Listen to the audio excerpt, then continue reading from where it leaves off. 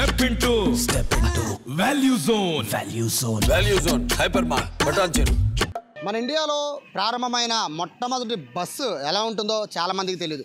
2 బస్సులు మాత్రమే మన ఇండియాలో స్టార్ట్ అయిన బస్సుల్లో 1932లో ప్రారంభమైతే 2 బస్సులు మాత్రమే మిగిలాయి. ఒకటి టీఎస్ఆర్టీసీ భవన్లో ఒకటి మిగిలితే రెండోది ఏపీఎస్ఆర్టీసీలో ఉంది. ప్రస్తుతం దానికి సంబంధించిన రెనోవేషన్ చేసి ఆ బస్సుని పబ్లిక్కి చూడడానికి బయట ఏపీఎస్ఆర్టీసీ సిటీ బస్ టెర్మినల్లో ఈ బస్సుని పెట్టారు. ఈ బస్సు గురించి చాలామంది చూసి వెళ్ళిపోతూ ఉంటారు తప్ప ఈ బస్సు గురించి ఫుల్ డీటెయిల్స్ అనేది ఎవరికీ తెలియదు. ఈ బస్సు ప్రారంభమైంది 1932లో. పైన కూడా చాలా క్లియర్గా రాశారు, డెక్కన్ క్వీన్ అని దీనికి పేరు పెట్టారు. సో ఈ బస్సు మోడల్ కూడా ఒకసారి రైల్ ఇంజన్ మోడల్ లాగా ఈ బస్సు మోడల్ కూడా ఉంది. ఈ బస్సుకు సంబంధించిన డీటెయిల్స్ అన్నీ కూడా బస్సు నెంబర్ కూడా చూడొచ్చు, Z39 ఈ బస్సు నెంబర్ ప్లేట్. సో దీనికి డెక్కన్ క్వీన్ అని 1932లో ఉంది. దీనికి ఆల్బియన్ 19 సీటర్ అనే పేరుని దీన్ని పెట్టారు. ఇది స్కాట్లాండ్ నుంచి తెప్పించారు. ఎందుకంటే ఇండియాలో అసలు అప్పటికి బస్ సర్వీస్ లేదు 1932లో.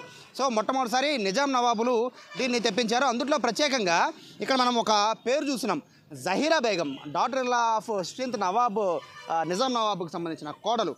ఆవిడ దీనికి సంబంధించిన చరిత్ర ఒకసారి చూసుకుంటే, ఆవిడ అప్పట్లో ఈ కాచిగూడ నార్కట్పల్లి దగ్గర ఈ ట్రైన్ దిగిన అందరూ కూడా నడుచుకుంటూ మూటలు తల మీద పెట్టుకుంటూ వెళ్ళేవాళ్ళు. వారి బాధను చూడలేక అప్పట్లో నిజాం నవాబు కోడలు ఆవిడ సొంత నగల్ని తాకట్టు పెట్టి దాదాపుగా 27 బస్సుల్ని, అప్పట్లోనే దాదాపుగా 4 లక్షల రూపాయలు ఆవిడ సొంత నగల్ని ఆవిడ అమ్మేసి ఈ బస్సుల్ని కొనుగోలు చేసింది. అది కూడా స్కాట్లాండ్ నుండి వీటన్నిటిని కూడా అప్పట్లో ఆవిడ తెప్పించింది. ఇండియాలోనే మొట్టమొదటి బస్సు ఇది. అప్పట్లో ఇది చార్మినార్ నుంచి తిరుగుతూ ఉండేది. కాచిగూడ, నార్కట్పల్లి ఇటువంటి డిపోస్లో ఎక్కువ ఈ బస్సు ఉండేది. అయితే ఈ బస్సులో అనేకమైన స్పెషాలిటీస్ ఉన్నాయి. ఇప్పట్లో ఉన్న బస్సులన్నీ కూడా ఇప్పుడు అమరావతి, స్కానియా అని, గరుడ అని టెక్నాలజీ ఆటోమేటిక్గా అప్గ్రేడ్ అవుతూ వస్తున్న ఈ నేపథ్యంలో ఈ బస్సు ఒకసారి మనం చూడవచ్చు. స్టీరింగ్ దగ్గర నుంచి ప్రతిదీ కూడా ఈ బస్సులో ఒక విశేషంగానే చెప్పుకోవాలి. గేర్కి సంబంధించిన గేర్ రాడ్ ఫ్రంట్ ఇప్పుడున్న బస్సు లాగానే కాస్త కొంచెం ఫ్రంట్కి ఉండే గేర్ రాడ్ ఉంది. ఇక బ్రేక్లు కూడా చూడొచ్చు, హ్యాండ్ బ్రేక్ కూడా ఇక్కడ ఉంది. ప్లస్ హారన్ కూడా అప్పట్లో ఉపయోగించే హారన్ కూడా సేమ్ అట్లాగే ఉంచారు. ఇక ఆయిల్కి సంబంధించి అప్పట్లో ఒకే ఒక పెట్రోల్ బంకు మాత్రమే హైదరాబాద్లో ఉండేది. ఆ పెట్రోల్ బంకులో మాత్రమే ఈ బస్సులకి ఆయిల్ కొట్టించారు. ఆయిల్ ట్యాంకర్ ఫ్రంట్ ఉంది. ఇక దీనికి సంబంధించి కండక్టర్ కనుక బస్సు రాపాలంటే సో ఈ విధంగా ఒక బెల్ని కూడా ఇక్కడ ఏర్పాటు చేశారు. మొత్తము 27 నుంచి 30 మందికి వరకు దీంట్లో కూర్చునే కెపాసిటీ ఉన్నది ఈ బస్సు ఒక స్పెషాలిటీ. దీంతోపాటు ఈ రూఫ్ కూడా ఇప్పుడున్న బస్సులో రూఫ్ పక్కన పెడితే ఇది చాలా చాలా స్ట్రాంగెస్ట్ రూఫ్. ఎందుకంటే అప్పట్లో తయారు చేసిన బస్సు కాబట్టి రూఫ్ కానీ లేకపోతే ఇదంతా కూడా మొత్తం బస్సు అంతా కూడా ఫుల్ స్ట్రాంగ్గా ఉంది. కాబట్టి ఇన్నేళ్ళు దాదాపుగా 90 ఏళ్ళు పైగా ఈ బస్సు ఇంకా చెక్కుచెదరగా ఉంది. అంటే కారణం అప్పట్లో బస్సు తయారు చేసిన విధానం, అలాగే బస్సును మెయింటైన్ చేస్తూ వచ్చిన విధానం కూడా. సో ఆ వివరాలు కూడా ప్రస్తుతం మనతో డిప్యూటీ ట్రాఫిక్ మేనేజర్ ఉన్నారు సార్ బషీర్ గారు. ఈ బస్సుని ఎందుకని ఇంత జాగ్రత్తగా కేర్ తీసుకుని చాలా కాలం బట్టి దాస్తున్నారు? ఇది బేసిక్గా లోపల ఉండాల్సిన బస్సు ఇప్పుడు తీసుకొచ్చి పబ్లిక్లో బయటగా ఎందుకు పెట్టారు? చాలా సంతోషం, అందరికీ నమస్కారం. ఇవాళ చాలా సంతోషకరమైన దినం. ఎందుకంటే ఏదైతే అంతరించిపోతున్న విరాసత్వం ఉందో వాటిని మనం ప్రిజర్వ్ చేయాలి, యాంటిక్ పీస్లని ప్రిజర్వ్ చేయాలి. అట్లానే మన నెక్స్ట్ జనరేషన్కి అసలైన మరి ఇది తెలియాలి. ఫస్ట్ జనరేషన్ బస్సులు ఎలా ఉన్నది, తర్వాత ఫస్ట్ బస్ ఇండియాలో ఎలా ఉంది, ఇవన్నీ తెలియడం కోసం మరింత పబ్లిక్ వెసులుబాటు కోసం ఇక్కడ పెట్టడం జరిగింది. ఇది ఇటు లాంగ్ డిస్టెన్స్ వెళ్ళే ప్యాసింజర్లకు కానీ ఇటు సిటీ నుంచి వచ్చే వాళ్ళు వెళ్ళే వాళ్ళకి అందరికీ కూడా ఇది విజిబుల్గా ఉండేటువంటి ప్లేస్ ఎన్నుకొని దీన్ని ప్రిజర్వ్ చేయాలి అని చెప్పి మన గౌరవనీయులైనటువంటి VC గారు ద్వారకా తిరుమలరావు గారు దీన్ని శ్రద్ధ తీసుకుని మరి దీన్ని రిపేర్లన్నీ చేపించి చక్కగా దీన్ని రీమోడలింగ్ చేసి మరి ఇవాళ ఇక్కడ ప్రతిష్ఠించడం జరిగింది.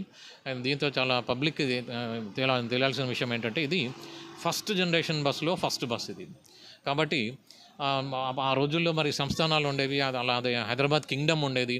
ఆ కింగ్డమ్లో మరి 6వ నిజాం ఉన్నటువంటి అది మీర్ మెహబూబ్ అలీ ఖాన్ వాళ్ళ యొక్క కోడలు జాహిరా బేగం, ఈమె తీసుకున్న నిర్ణయం ఏంటంటే ఆమె ఒక దృశ్యం చూసింది. అదేంటంటే నాంపల్లి నుంచి నార్కపల్లి వరకు జనాలు ఆ రైల్వే స్టేషన్ నుంచి వాళ్ళు నడిచి వెళ్తున్నారు మూలెలతో.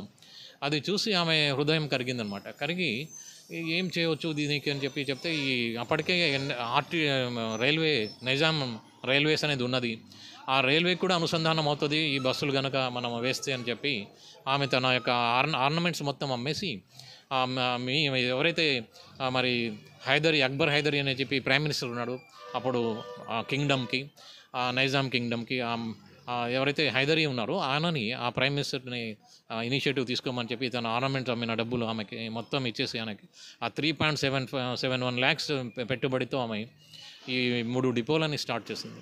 3.7 lakhs అంటే 1932లో అంటే ఇప్పటికి 100 కోట్లు అవుతుంది.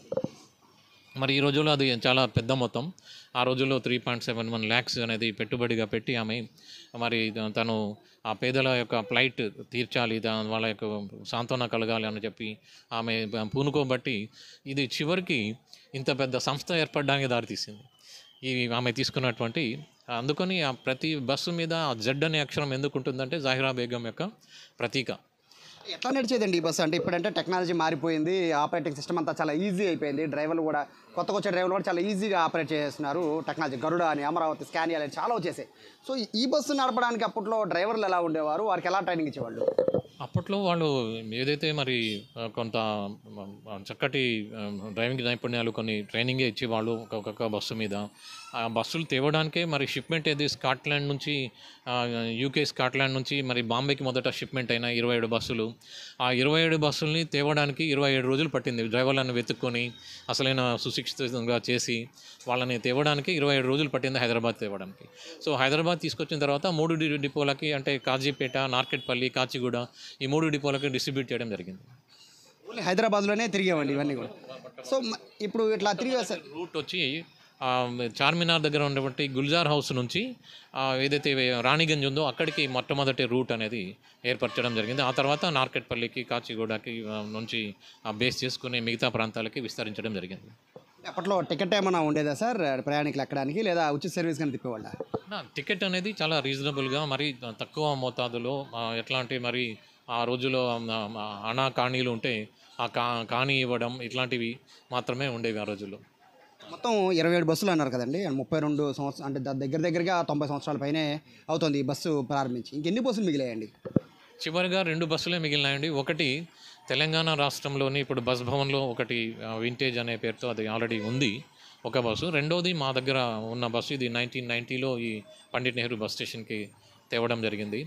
సో 1990లో ఎప్పుడైతే మరి బస్ స్టేషన్ ఇనాగ్రేషన్ అయిందో సో అప్పుడు ఈ బస్సుని మనం అక్కడ వైస్ స్క్రీన్ వద్ద ఏర్పాటు చేసి దీన్ని చూడడం జరిగింది.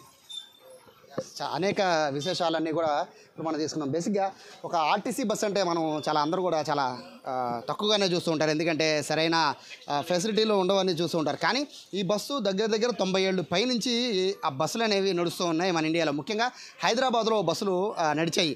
అటువంటి బస్సులో ప్రస్తుతం మనం ఉన్నాం. 1932లో ప్రారంభించిన మొట్టమొదటి బస్సు, దీన్ని వింటేజ్ బస్సు కూడా అంటూ ఉంటారు. సో ఏపీఎస్ఆర్టీసీకి ఇది నిజంగా ఒక ప్రౌడ్ మూమెంట్లోనే వీళ్ళు ఫీల్ అవుతున్నారు. దీనికి ఒక వింటేజ్ క్వీన్ అనే పేరు డెక్కన్ క్వీన్ అనేది దీనికి కూడా పేరు కూడా పెట్టుకున్నారు. రాబోయే తరాలకి బస్సు అనేది మొదటి బస్సు ఎలా ఉండేది అనేది చూపించడం కోసమని పండిట్ నెహ్రూ బస్ స్టేషన్ పరిసరాల్లో ఈ బస్సుని ఇక్కడ పెట్టారు. దీనికి ప్రత్యేకమైన శ్రద్ధ తీసుకున్నారు. కొంతమంది వర్కర్లను కూడా ఇక్కడ పెట్టి బస్సుని ఎప్పటికప్పుడు పర్యవేక్షించే విధంగా, అదే ప్రజలు కూడా వచ్చి ఫొటోస్ తీసుకునే విధంగా ఇక్కడ బస్సును కూడా ఏర్పాటు చేసి ఇనాగ్రేట్ చేశారు ఆర్టీసీ ఎండి కూడా. కెమెరా పర్సన్ స్వామితో సాయి, సుమన్ టీవీ, విజయవాడ నుంచి.